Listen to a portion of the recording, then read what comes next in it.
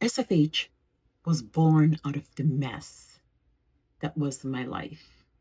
Job loss, broken plans, and I barely recognized myself after everything that I had that was somewhat normal turned to shit.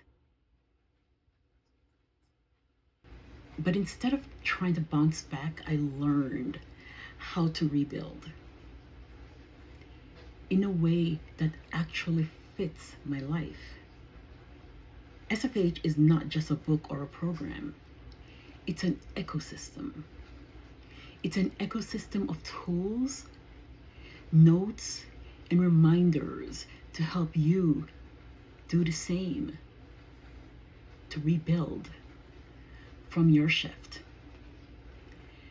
And to remember one undeniable fact: you're not broken, you're rebuilding.